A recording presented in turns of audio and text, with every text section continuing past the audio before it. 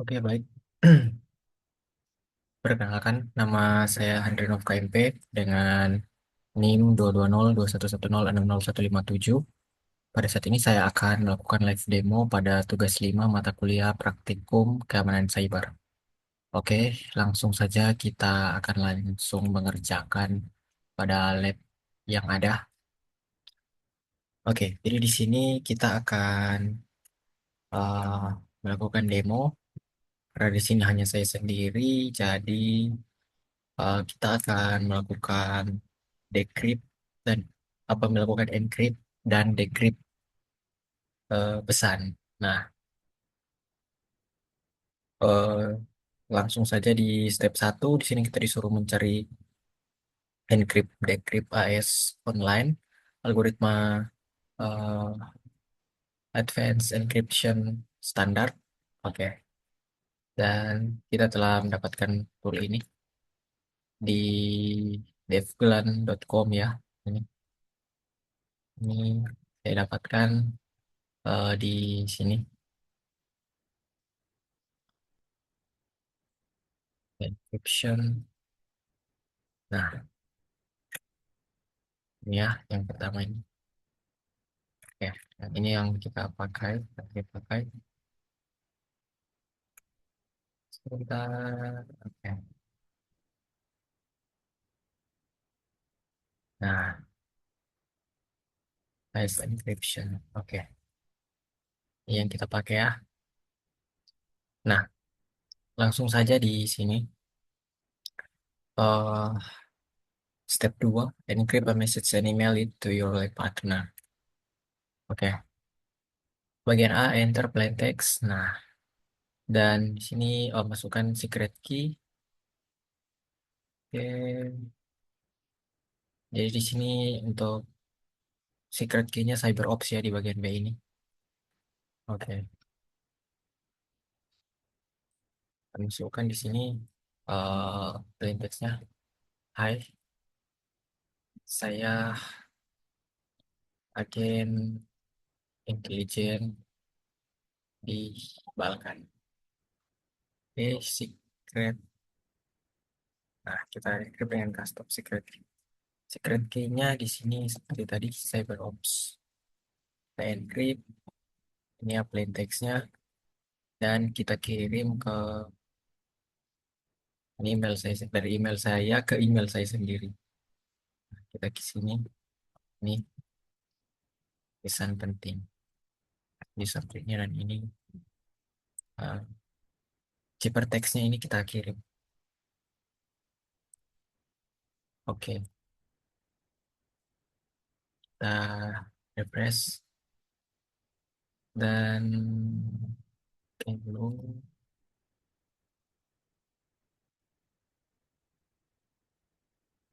sebentar.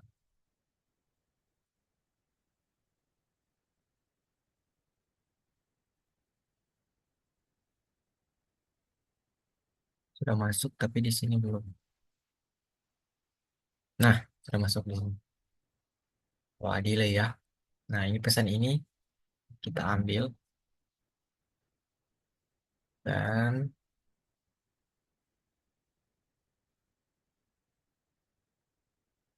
decrypt, decrypt ya di sini. Ntar kita baca dulu di sini. Copy email, buat sini decrypt di ciphertext. Di ciphertext. Oke, copy di ciphertext dan back next box. Oke, jadi kita hanya pastekan di sini. Decryption requires a custom key. CyberOps. Nah, decrypt. Hai, saya agen intelijen di Balkan. Oke. Kita lanjut ke lab berikut. Pakai OpenSSL. Di sini langsung saja di langkah pertama. Part 1 di bagian pertama. Kita akan enkripsi dengan AES. Dan sini yang kedua, langkah kedua kita change directory. Lab. support files. Wait.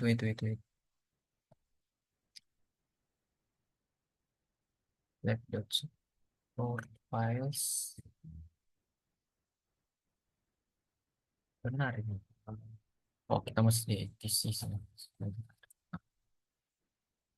Oke, selanjutnya kita get file yang bernama letter to grandma.txt. Itu filenya dan selanjutnya kita akan akan encrypt dengan AES 256 CBC. Masukkan perintah di sini PNSSL AES 256 CBC in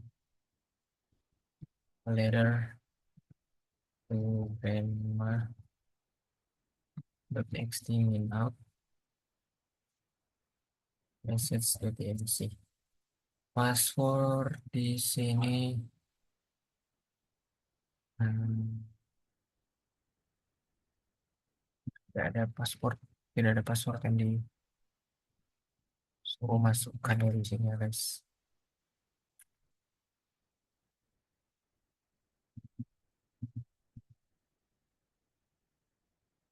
Oke, kita masukkan saja rahasia. Oke, dan selanjutnya kita lihat pesannya sih. Nah, kenapa pesannya menjadi tampilannya seperti ini? Karena OpenSSL itu dia membuat file ini menjadi file biner dengan nama file message.tmc. Ini file biner, jadi tampilannya acak seperti ini. Oke, ini sudah saya jawab ya. Nah, ini tidak file tersebut tampaknya rusak karena yang ditampilkan hanyalah simbol-simbol. Nah, karena OpenSSL telah menghasilkan file dalam bentuk biner. Selanjutnya di sini ada, ya, jadi kita decrypt dulu ya. Kita decode. Nah, kita decode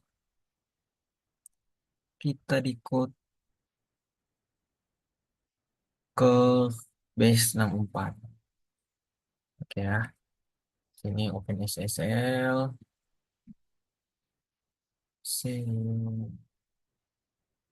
Di sini sebelumnya kita tambahkan min a, masukkan password tadi. Oke, kita decrypt dan kita cat. Nah, dia sudah berubah eh ke ciphertextnya. Oke, nah di sini ditanyakan ls message displayed correctly now. Ya, meskipun message terenkripsi, sekarang file tersebut dapat ditampilkan dengan benar karena telah dikonversi dari biner ke teks dan dikodekan menggunakan base 64. Oh, ini tadi OpenSSL itu dia eh, apa namanya? Dia melakukan konversi dari biner ke teks dan dikodekan ke base 64. Nah, oke, setelah itu di sini ditanyakan can you think benefit having message.tmc base 64 encode. Ya, pesan yang telah terenkripsi sekarang dapat disalin dan ditempelkan ke dalam pesan email. Misalnya seperti yang tadi. Ini kita seperti yang telah dilakukan sebelumnya. Oke. Dan selanjutnya decrypting message with OpenSSL. Nah, di sini kita akan SSL AES 256, kita akan decrypt message-nya CBC min A min B min in, inputnya message.tmc dan min out decrypted letter.txt password rahasia. Oke, kita get ya. Oke, di sini masih dalam bentuk apa namanya, masih dalam bentuk ciphertext. Kenapa dia masih begitu?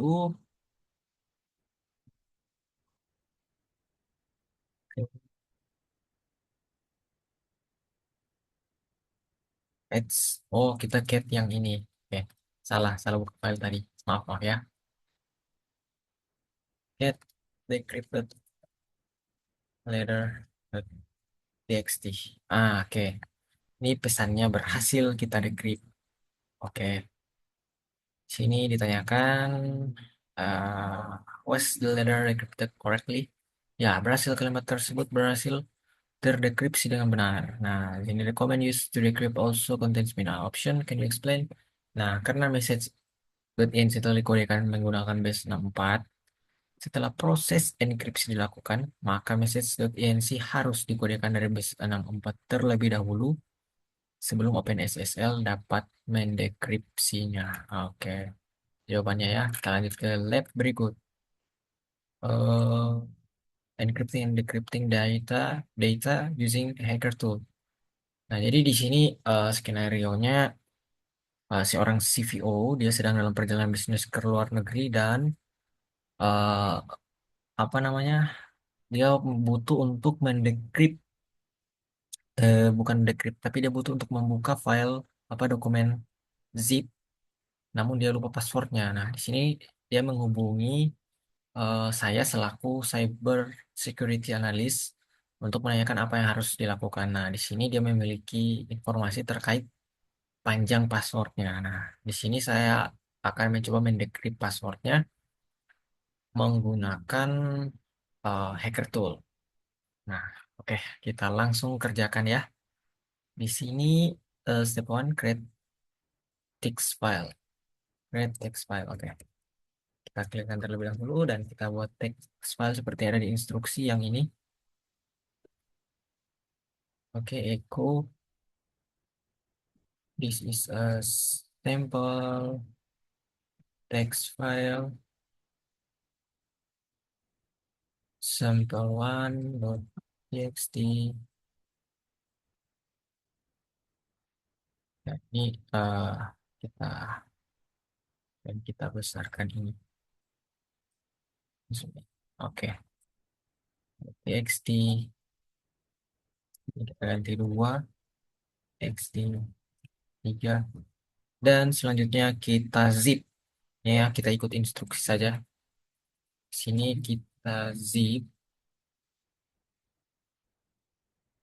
min file 1.zip sample. Nah, ini bintang. Passwordnya di sini diminta untuk hanya B, B, B. Ups, sorry, salah di sini.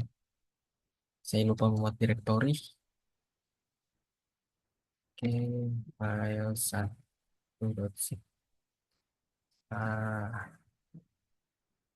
Saya lupa membuat direktori, abkadir, zip, files. Oke, zip, files. Selanjutnya, apa namanya tadi? Kita buat lagi teks seperti tadi. Oh, ya. Kita mundur dan move sampel 1 ke,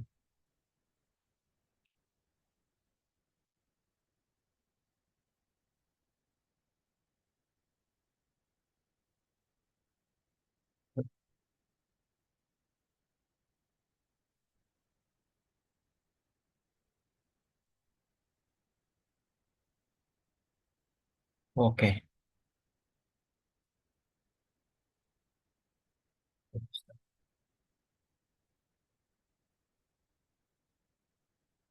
Hmm,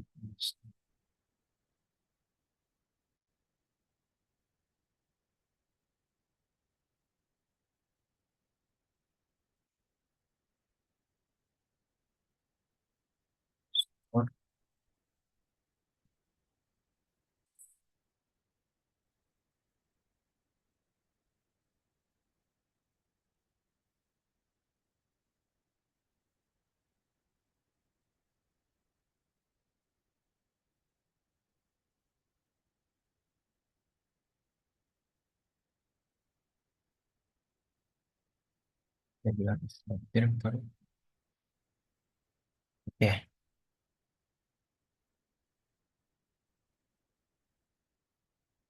karena seperti itu, jadi kita langsung buat lagi di sini.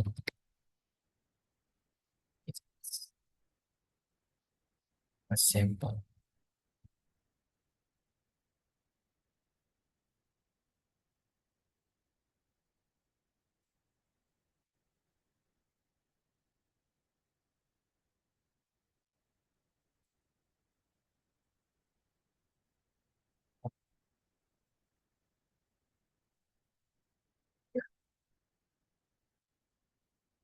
Oke, dan kita akan zipkan filenya.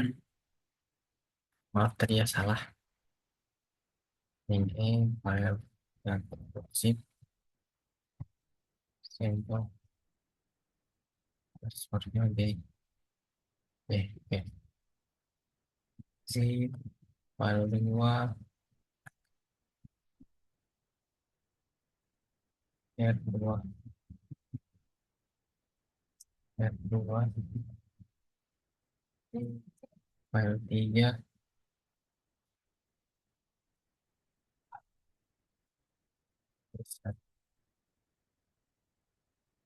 file 4 Y 0 Y A Y 0 Y A Y5 area C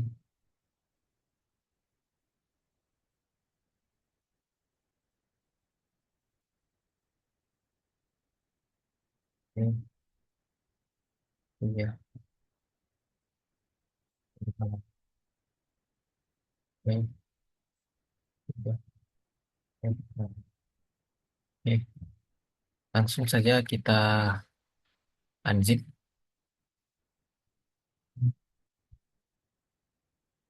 It's ya, kita coba unzip file 1.zip. Nah, kita coba password salah sini seperti yang diinstruksi. Ini correct password. Oke, jadi salah ya. Oke, nah, contoh itu saja. Kita recover encrypted zip file password. Oke, jadi di sini kita akan menggunakan fcrack zip.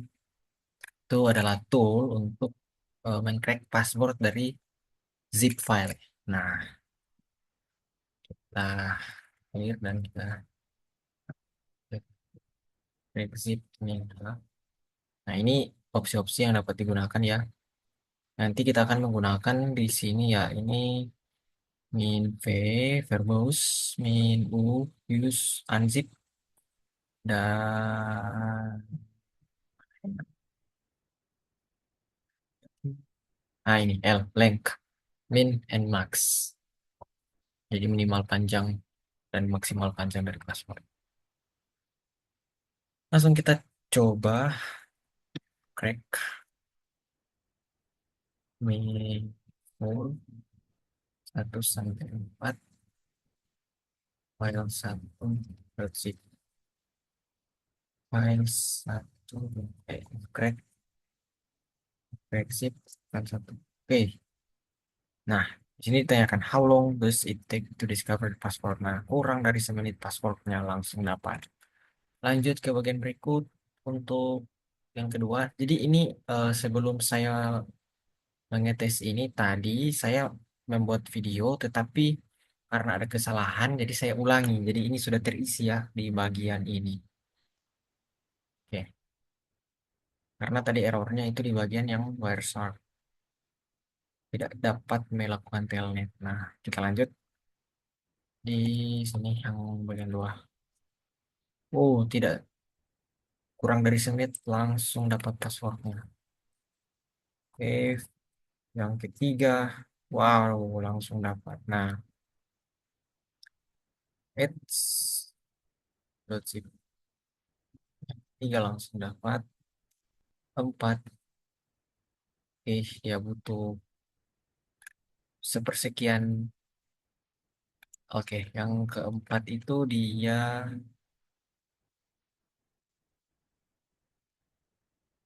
4 detik ya. Yang keempat. Oke. Sekarang yang kelima. Dia di sini sekitaran 3 menit. Saya tes tadi dia 3 menit. Nah, tunggu sebentar. Wah, kenapa ini ya? Oke, oh ini salah. Nah,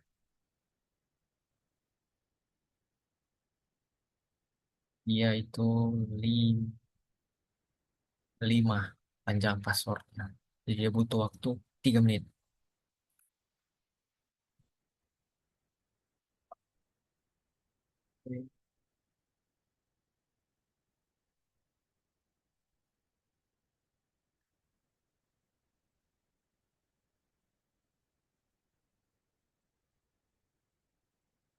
Nah, kenapa itu saya masih bingung tadi.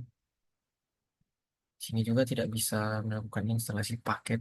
Ini semua sih yang ada di sini offline. Yang berhasil online itu hanya browsernya saja. Saya coba delete ke Bangkos. Nah, reviews berhasil guys.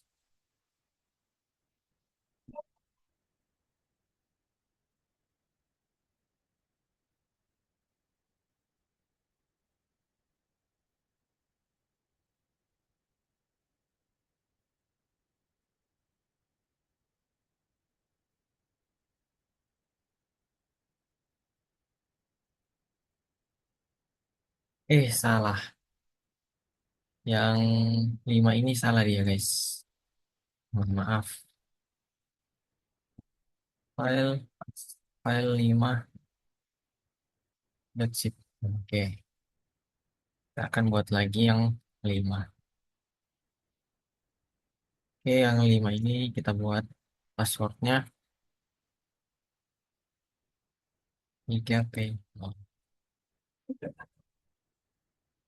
3P. Eh, nah, coba kita crack lagi. Jadi 3 menit guys. Tadi sudah lewat 3 menit, tapi eh, belum berhasil. Makanya saya sadar. Oke, kita tunggu sejenak.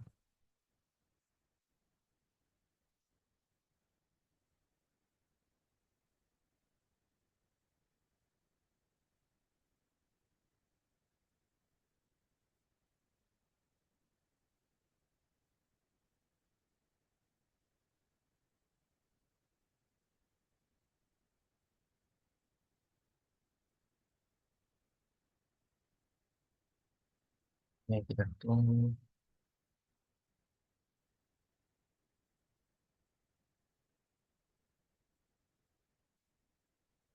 Sih, bisa ya.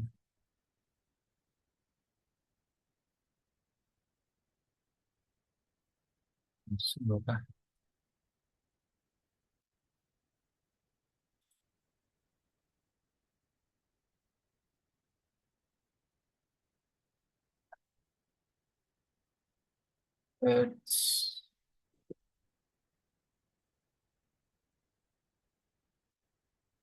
Nah, telnet klien ini sepertinya.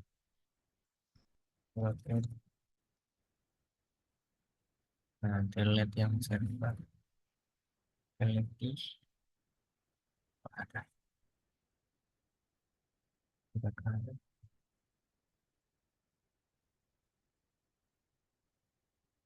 Ah, ya, kita telnet.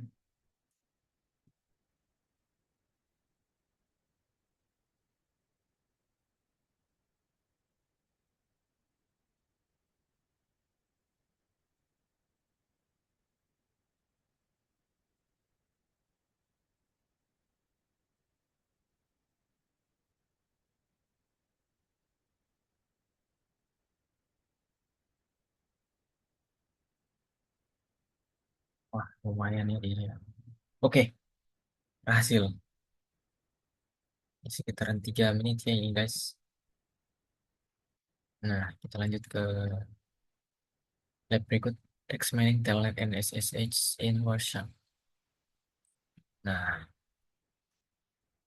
jadi di sini, oke, jadi di sini dia kita coba telnet tapi tidak berhasil guys, tidak berhasil dan kita langkah saja ya. Jadi intinya ini kalau di telnet itu dia tidak terencrypt. Kalau tidak salah yang lalu dia berhasil. Nah, coba kita buka yang di sini saya punya dua CyberOps. Kita coba CyberOps yang ini.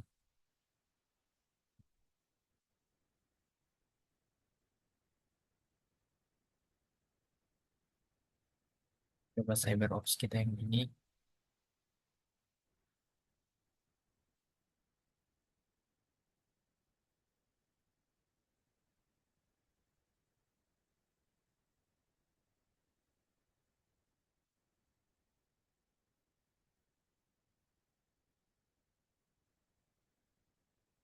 Coba CyberOps yang satu ini. Kita lihat, bentar, kita jalankan dulu. Kita jalankan website.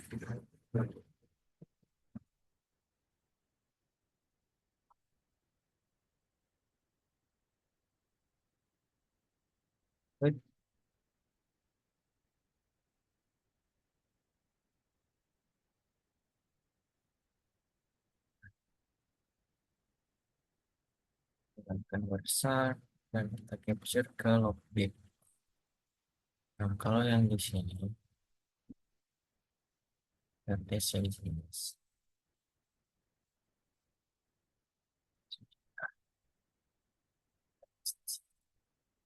Telnet, localhost. Oke, sama dia fuse lagi. Oke,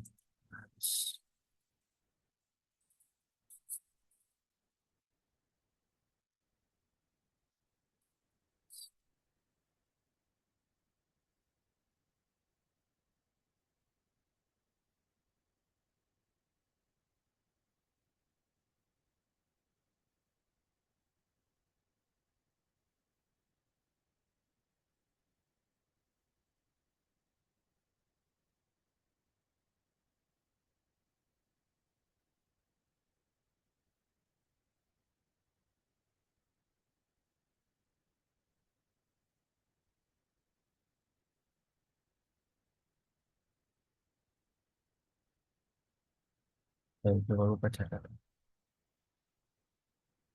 Skip dulu. Yang kemarin,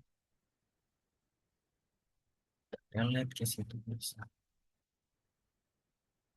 Oke, itu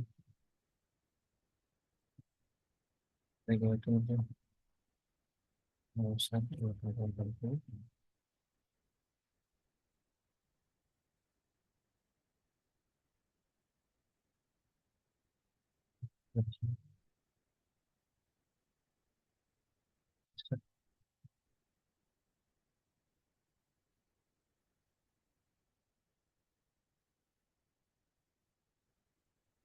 oke, itu berjalan guys.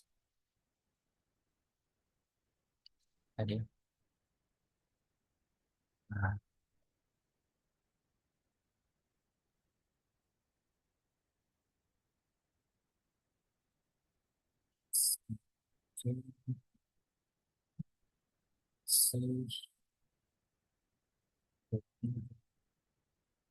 engine text, custom server permission. Nah, oke, sudah. Nah, coba kita telnet.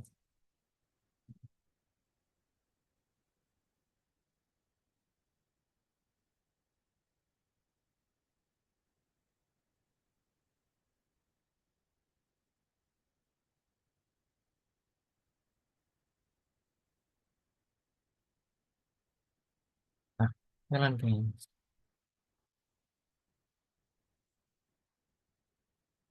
Enable to connect.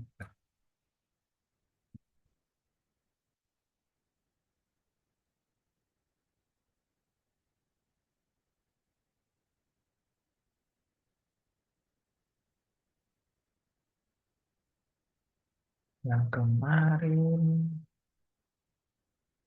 Nah, ah,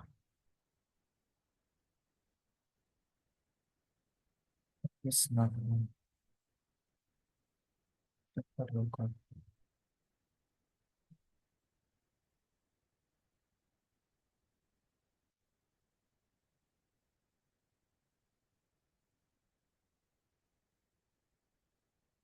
Nah, berhasil ya. Oke,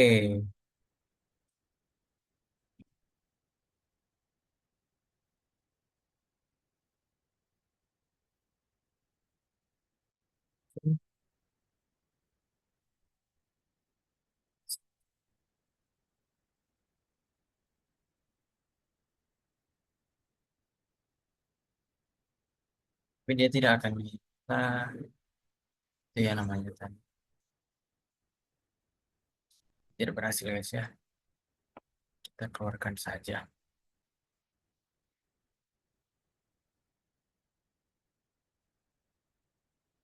Pelet ke.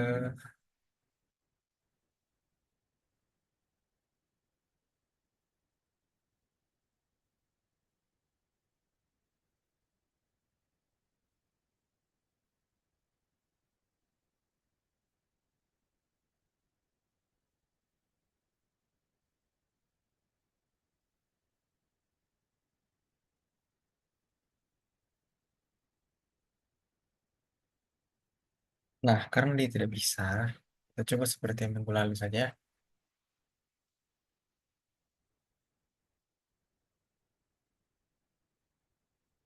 Nah,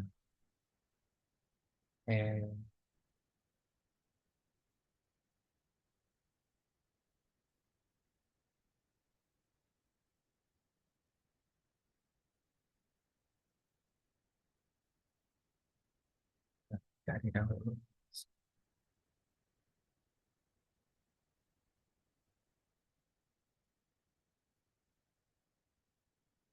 Dari string siapa? Casting.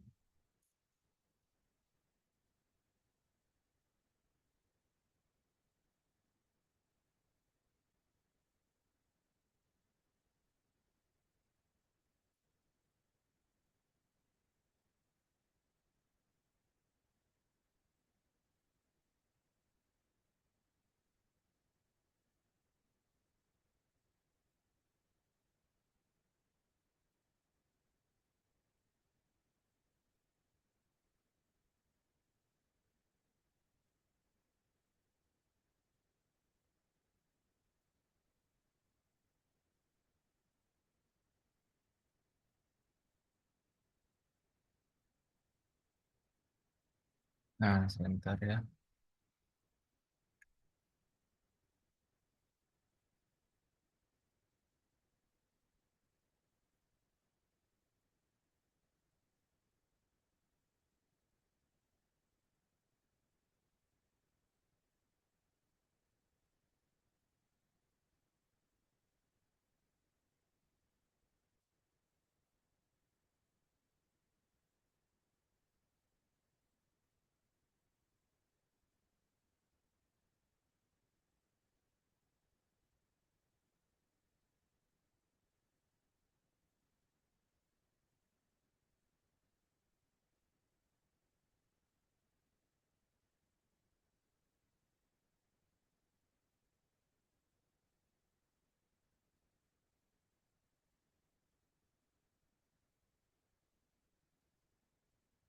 Lihat akses.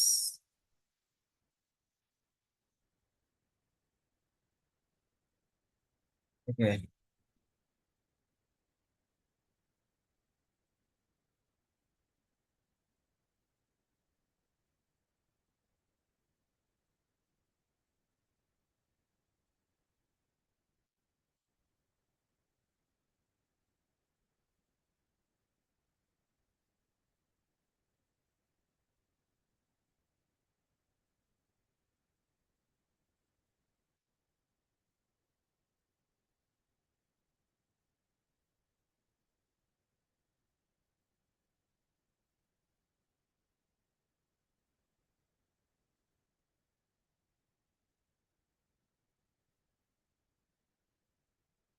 Yes.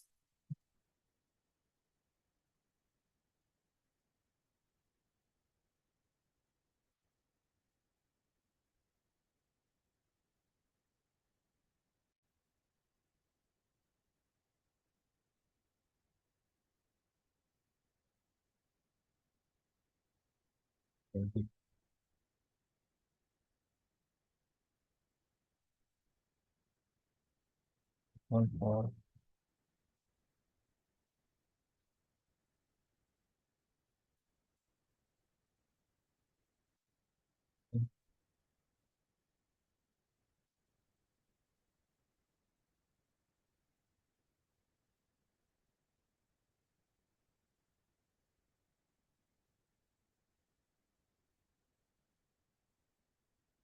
ya, kita buka ini ya. Jadi harus masuk lagi.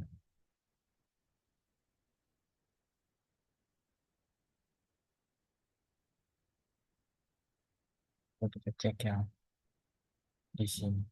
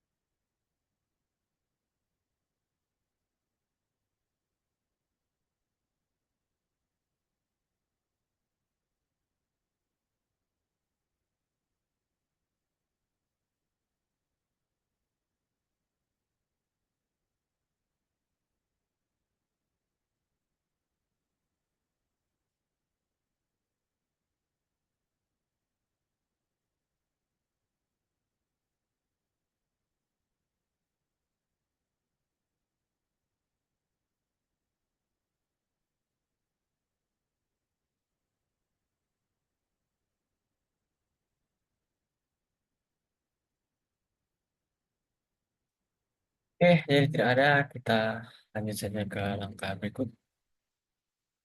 Jadi intinya di sini saya akan menjelaskan saja. Nah, eh, di sini kalau misalkan kita telnet ke localhost, misalkan dia berhasil, dan di sini diminta credential login, username dan password. Nantinya itu kita eh, data inputan tadi itu tidak terencrypt. Nah, karena telnet itu salah satu protokol komunikasi yang tidak aman. Nah, seperti ini, bila kita menjalankan WhatsApp-nya, kita bisa eh, kita bisa melihat TCP streamnya di sini. Dan bila kita follow TCP streamnya, di sini kita dapat menganalisa stream yang ada dari komunikasi ini. Dan kita akan bisa melihat username dan password yang kita masukkan. Oke, eh, ya begitulah kira-kira ya. Sebentar. Saya mau cek tugas 4. Nah, tugas 4 di sini.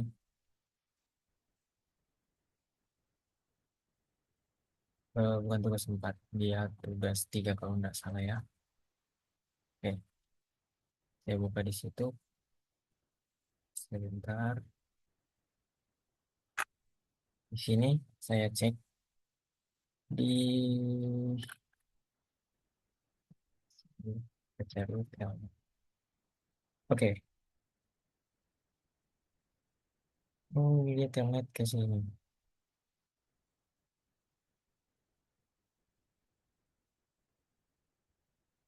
Finish, dia tidak minta.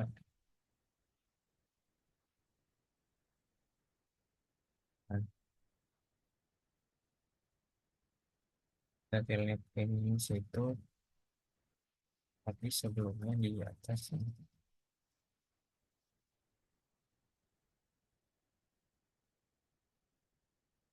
Sini, sebentar ya, coba cari.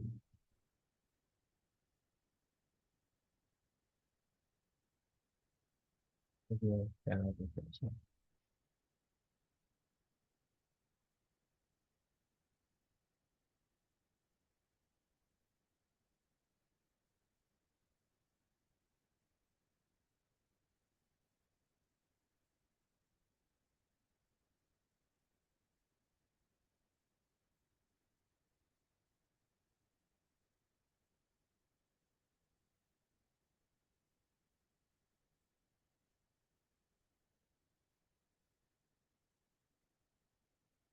Ini dia sih ada ke cek terlebih dahulu.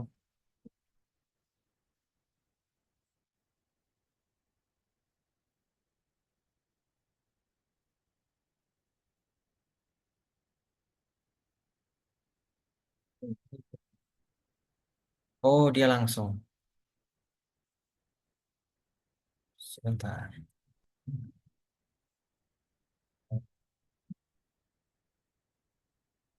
Tadi salah ya. Sorry. Kita dan di sini kita nyalakan.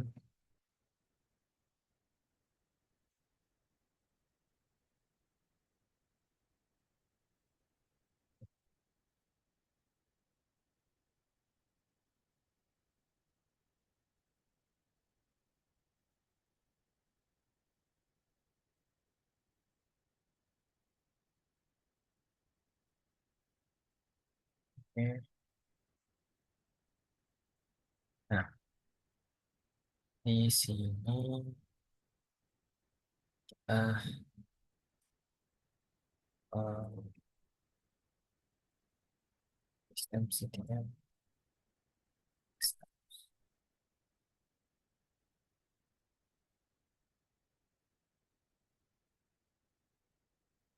Ya, jadi eh, kita nyalakan di sini.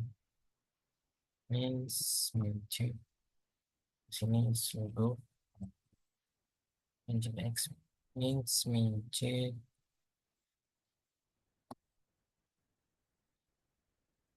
isi engine X custom server.com.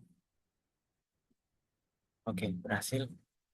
Nah, di sini kita telnet ke 127.01.80. Nah, ini kita berhasil ya ini. Oke, di sini selanjutnya kita buka website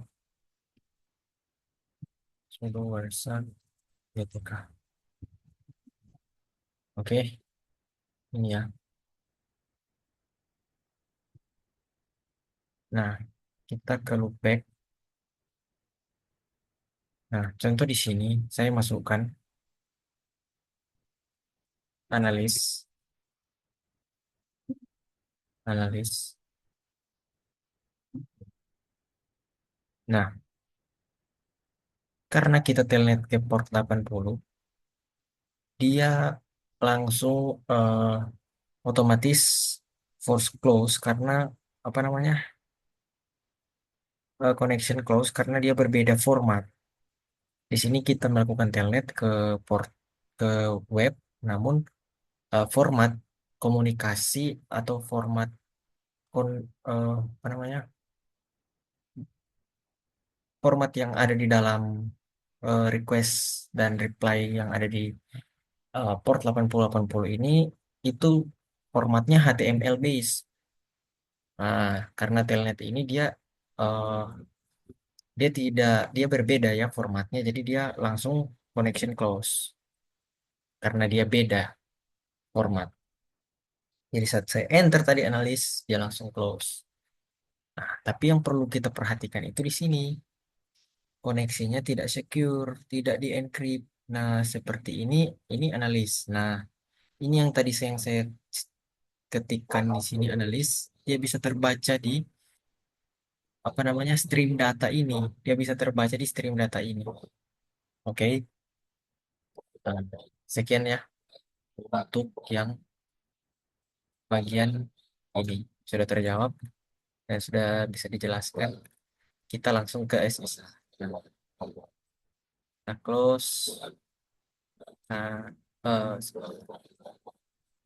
ini masih bisa dipakai nanti. Tes ini terlalu saja. Oke, kita buka terminal kita dan kita SSH localhost. Nah, are you sure want to continue connecting? Yes. The password analysis local host. Oke, sebentar. Di sini kita keluar dari koneksi. Di sini kita buka user.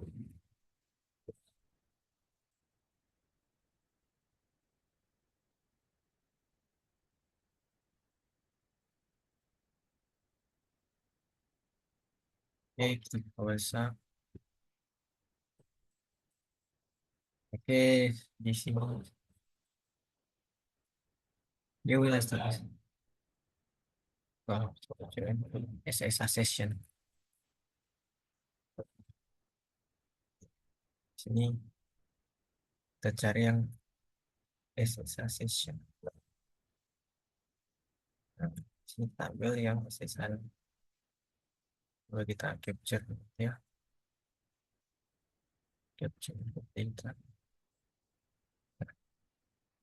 Coba ini muncul nggak di tadi? Capturing. Oke, sepertinya dia tidak muncul ya. Jadi karena dia tidak muncul, kita langsung saja ke yang tangkap semua saja. Nah, close window.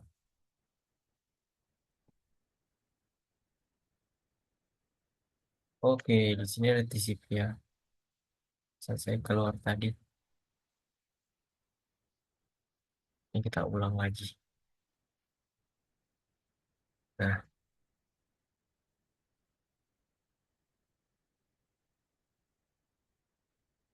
oke, besar. Nah, di sini kita SSH ke localhost. Nah, untuk password kita taruhkan saja 123. Oke, 123. Permission denied. Oke, untuk password salah ya. Sebenarnya di sini eh CyberOps. Nah, kita berhasil masuk ya guys. Di sini SSH. Bila kita lihat terenkripsi. Oke, nah kita lihat ke bawah. Stop the browser capture. Stop. Apply SSH filter. SSH. Nah, ini yang pertama tadi. Jadi di sini tidak ada ya tertangkap dari klien dari kita tadi. Nah, ini ada tulisan key exchange, pertukaran key. Ini dari klien kita. Nah, ini memberikan kunci. Ini dari server. Ya, ya begitulah. Tapi terencrypt ya. Right click on the SS lens in the packet list section of our sub. And in the drop down list select the follow this stream. Oke, dari sini kita follow TCP stream. Nah, tapi bila kita lihat di sini hanya muncul simbol-simbol dan karakter. Dan di sini bisa kita lihat terencrypt dengan SH SHA-256. Nah, oke, ini terencrypt ya guys. Dan ini harus kita bisa dapat kuncinya dahulu dan kita baru bisa decrypt dan maka semua ini akan terbuka komunikasinya. Dan secara jelas bisa kita lihat apa yang terjadi, namun di sini terencrypt. Nah, setelah itu step 6, examine the follow TCP stream window, position the data has been encrypted and is unreadable. Jadi tidak dapat dibaca seperti yang saya jelaskan tadi. Session the telnet session. Nah, kalau telnet tadi bisa kita lihat kan, baru saya ketik tadi analis datanya tidak terencrypt, tetapi yang ini dia terencrypt. Nah, after examining your SSH session, click close. Stop the Wireshark. Nah, ini di sini ditanyakan reflection why is preferred over SSH preferred over Telnet for remote connection. Nah, karena SSH mengaplikasikan kriptografi dalam keamanan komunikasinya dalam pertukaran pesan dan data, sehingga memungkinkan memungkinkan penyerang sulit untuk melakukan serangan. Bisa saja serangan terjadi apabila si penyerang mendapatkan key, mendapatkan kunci dari enkripsi komunikasinya.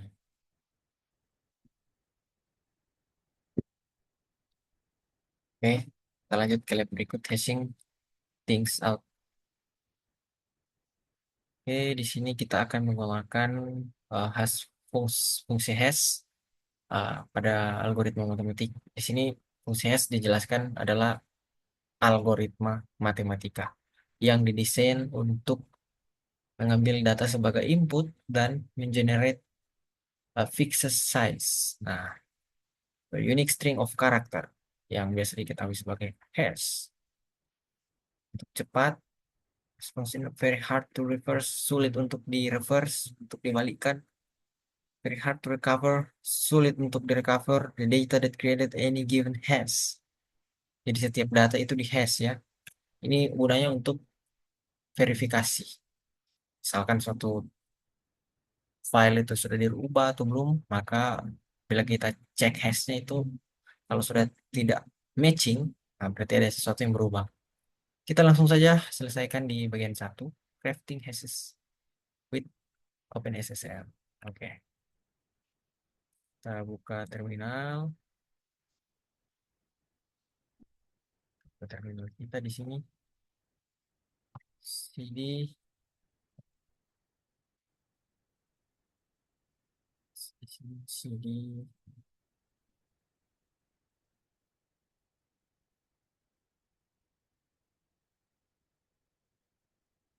web file cd home analyst. Oke, kita buka tadi yang letter to grandma.txt. Wait, to grandma.txt. Oke, nah ini isi pesannya dan kita akan masukkan ini. Still from the terminal issue. Command will use machine to generate hash. of the text file. Nah, jadi kita akan mengenerate hash untuk file letter to grandma.txt. Nah, yang masukkan open SSL, MD5, letter to grandma.txt. Nah, inilah hashnya. Oke, dan berikutnya notice the format untuk display the hashing algorithm using MD5 followed by the name file as input data. The MD5 hash itself it's displayed after the equal. Nah, hash functions are useful for verifying the integrity of the data, regardless of whether it is an image, a song, or a simple text file. The smallest change result The smallest change results in a completely different hash. Hashes can be calculated before and after transmission, and then compared. If it if the hashes do not match, the data was modified during that transmission. Nah, seperti yang sudah saya jelaskan tadi ya. Jadi kalau hashnya tidak cocok, maka berarti ada perubahan di tengah-tengah transmisi. Oke, jadi kita akan modifikasi Grandma Text ini dengan Nano Editor. Oke, Nano letter to grandma.txt. Kita akan ganti mpp. Oke, kita X dan Y. Nah, enter. Nah, selanjutnya kita cek tadi ya hashnya. Nah, bila kita lihat di sini sekilas dia berubah. Awalnya 8 menjadi awalnya D. Oke, dia berubah ya. Berarti ada perubahan yang terjadi. Do the hashes generated with MD5 zoom and SHA1 zoom match the images generated in items K and H respectively explain. Oke, kita buka dengan OpenSS. Kita buka dengan tadi apa namanya? SH1 zoom letter to grandma. Berarti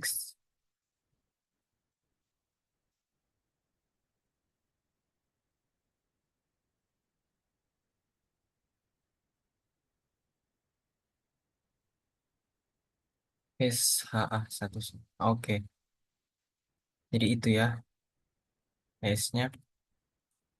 Kalau kita cek di MD5, some letter grammar.txt, ini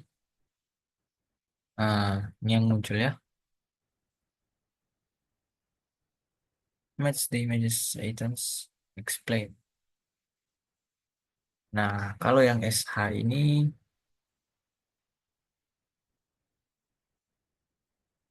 di sini dijelaskan ya. Oke. Do the hashes scanner in items on page respectively.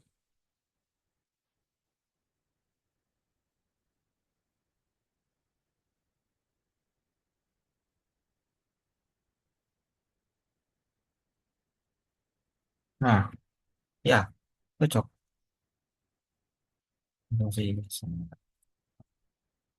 Cocok, namun keduanya di sini menggunakan beda ya, ini MD5 dan ini SH1.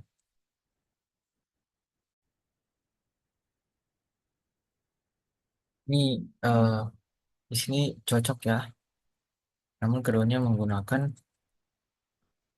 eh, tools berbeda, tapi sama-sama menggunakan algoritma hash dan input data yang sama. Oke. Nah, di sini part 2 verifying hashes.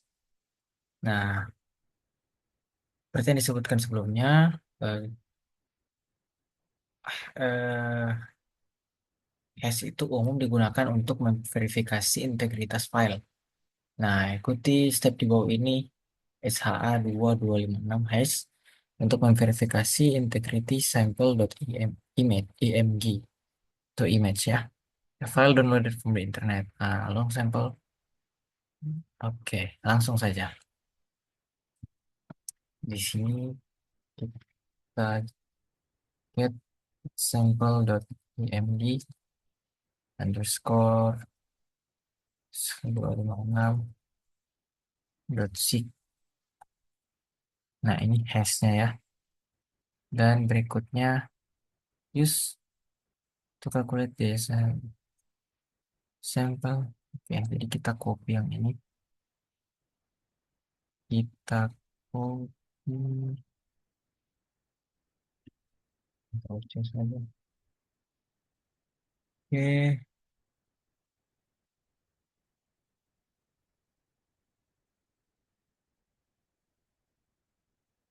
Nah, di sini SHA 256 sum sampel begini. Nah, cocok ya di sini. Was the sample incorrectly download explain. Oke, ini yang terakhir ya. Nah, jadi setelah diperhatikan dan dilihat di sini cocok ya. eh, Sebelum pengunduhan dan sesudah pengunduhan tes dari file tersebut cocok. Oke, kita lanjut ke lab berikut. Ini mungkin adalah lab terakhir ya di sini. Nah, oke, kita lanjut di lab terakhir, Certificate Authority Stores.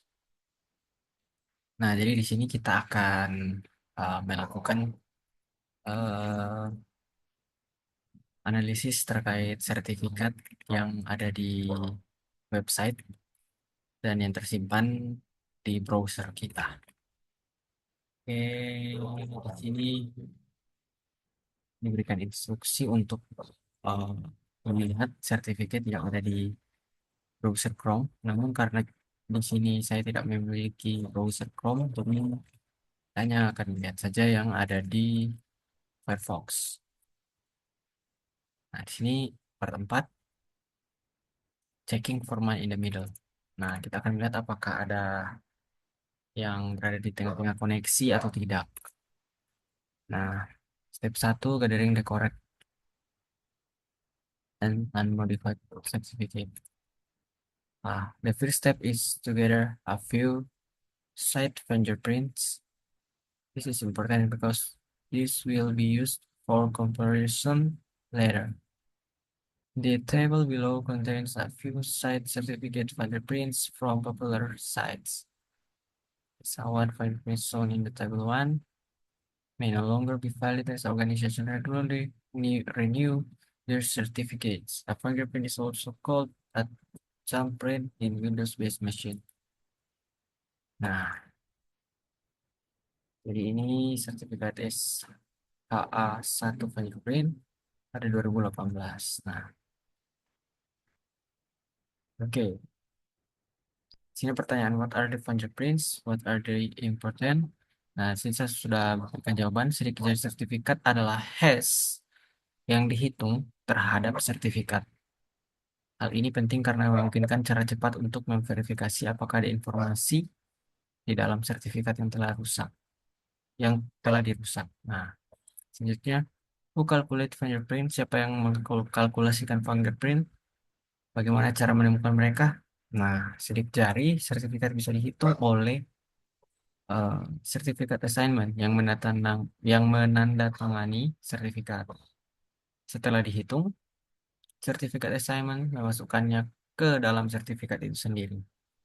Sidik jari dapat dengan mudah ditampilkan saat melihat sertifikat.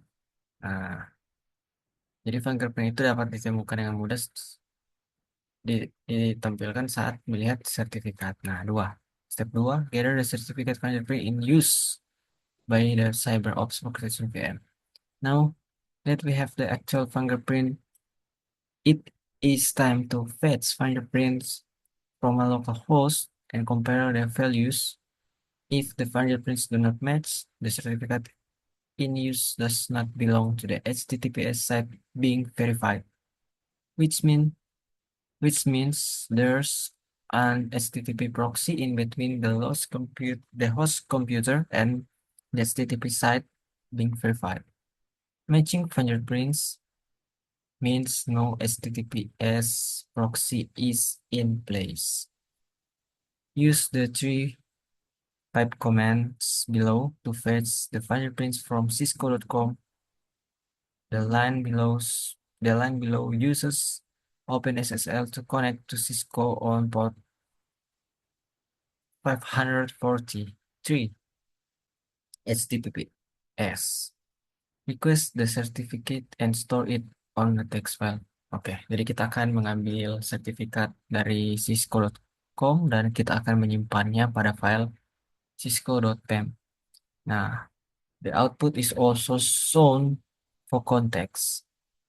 Nah, jadi kita buka ini terminal dan kita masukkan perintah OpenSSL as client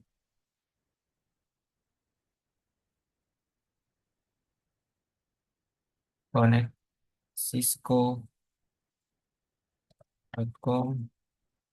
40 443 kita gunakan pipe set INE. Sini kita masukkan begin certificate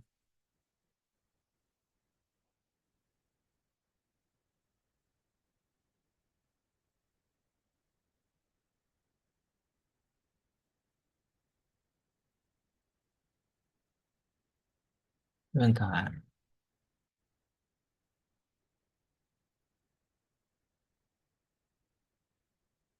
begin certificate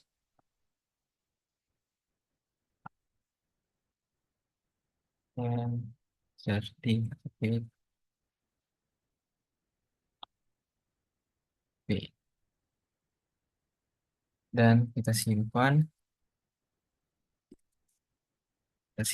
di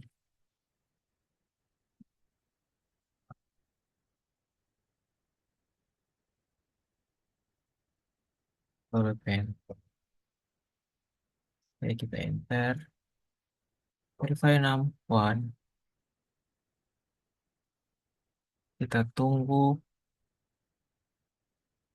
California.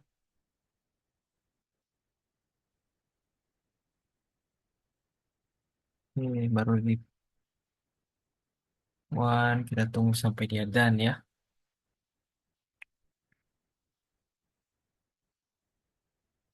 Nah,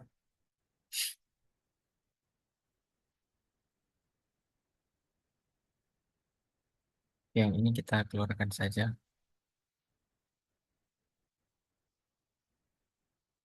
Kita tunggu sampai dia done.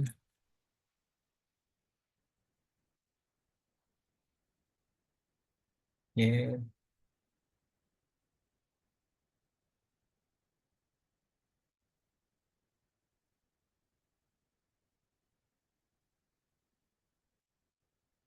Oke, di sini ada challenge. Check fingerprint for the sites shown in table 1. And to display fingerprints of the browser, we remember winners of the universe to the fingerprint as standard. Two step one, two, three, two, two.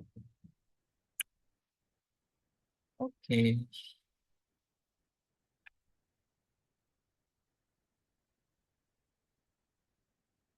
Nah, ini kalian, guys.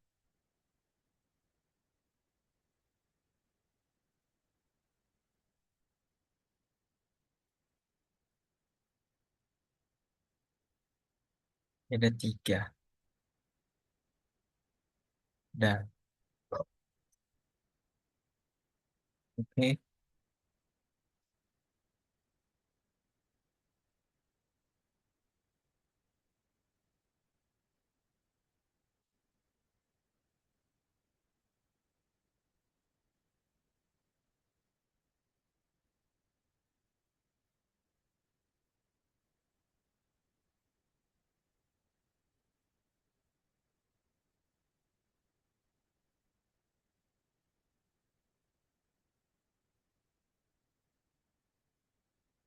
Kita cari yang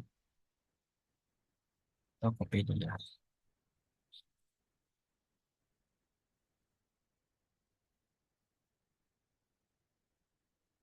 Ups.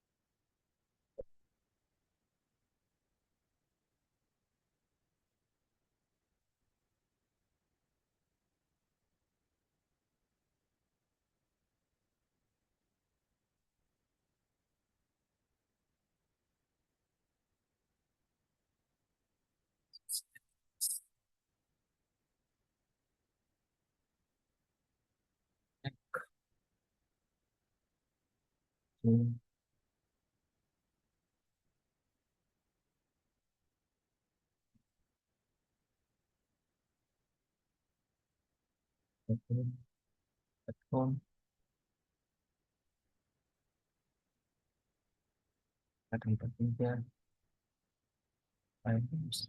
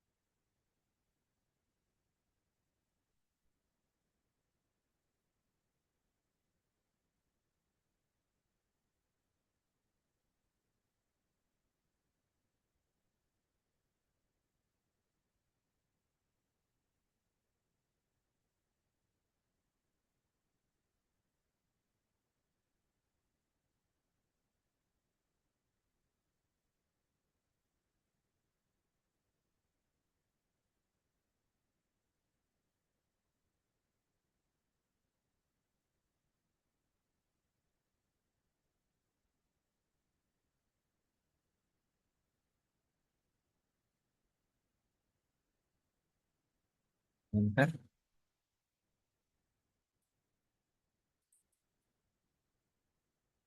Nah, ini dia. Berhasil didapat sertifikatnya. Ini dari Cisco. Oke, yang ini kalau kita enter, yang sebelumnya ini.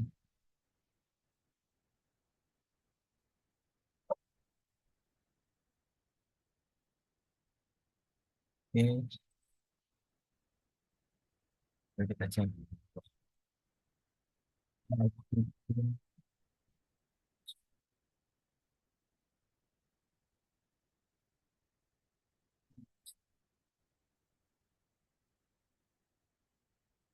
Oh, kita salah simpan.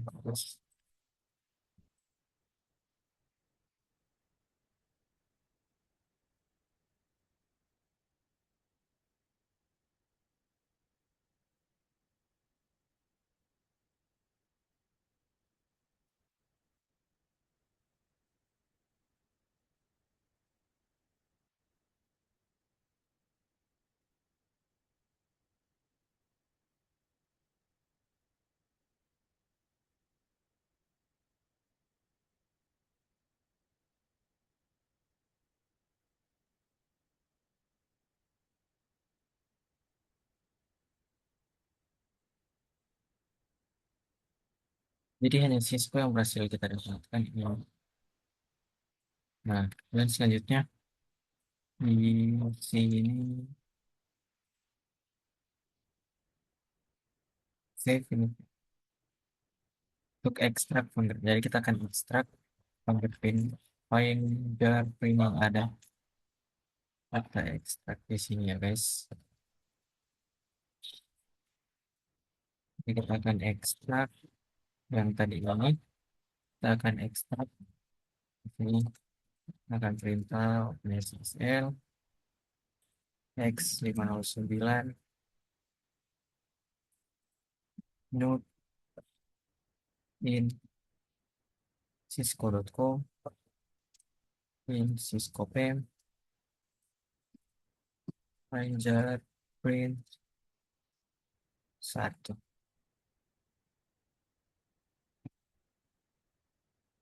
Just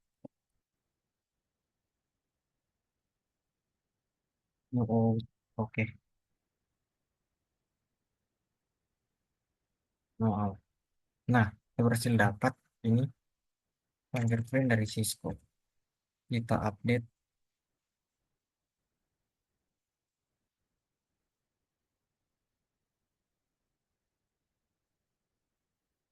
ini tabelnya yang ada di sini.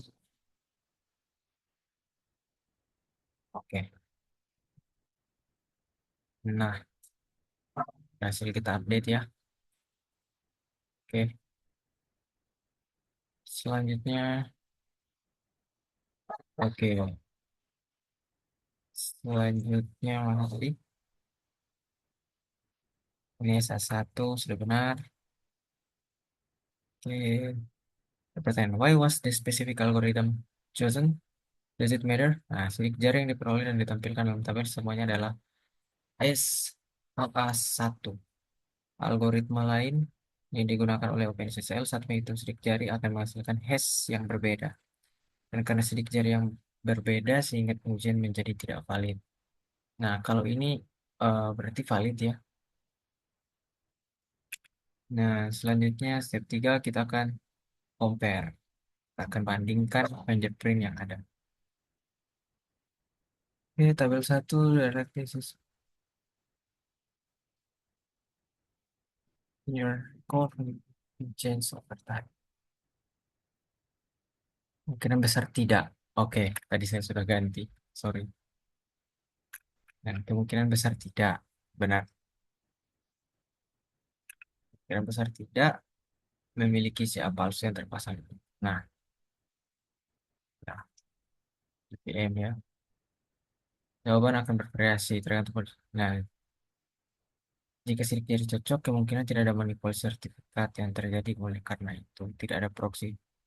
Nah, ini mungkin karena sudah lama ya, ini fingerprint yang ada di sini sudah yang lama punya, jadi dia tidak update lagi, jadi mungkin sudah berubah, jadi tidak cocok lagi.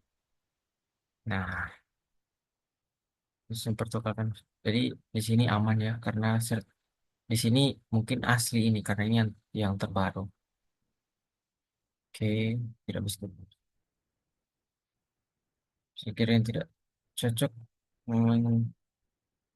komunikasikan intersepsi lalu lintas sidik jari yang cocok harus ditangani dengan hati-hati. Beberapa pengecualian yang perlu dipertimbangkan adalah satu, seller observation yang kemungkinan tidak akan memiliki sertifikat root CA milik perusahaan yang terpasang. Dalam skenario tersebut, lalu lintas VM mungkin tidak dicegat, sementara mesin lain di jaringan lokal melakukannya. Dua perusahaan dapat menggunakan aturan dinamis untuk mencegat hanya situs yang dipilih. Oke, nah yang di challenge ini kita lanjut ya. Ambil yang Wikipedia. Ini yang saat ini kita coba saja ya. Oke, kalau yang ini kita ambil fingerprint dari LinkedIn tadi. LinkedIn.com. Nah, kita dapat. Nah, yang ini kita ganti Wikipedia. Wikipedia,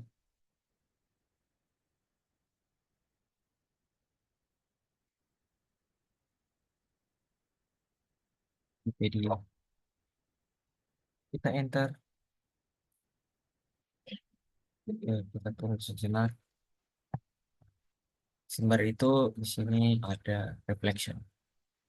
What would be necessary for the HTTPS proxy to work?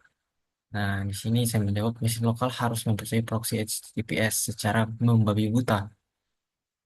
Perusahaan dan organisasi yang ingin memantau lalu lintas HTTPS memperoleh kepercayaan ini dengan memasang sertifikat proxy HTTPS ke penyimpanan sertifikat root mesin lokal. Dalam senario ini, mesin lokal akan mempercayai proxy HTTPS yang memungkinkannya mendekripsi lalu lintas tanpa peringatan apapun.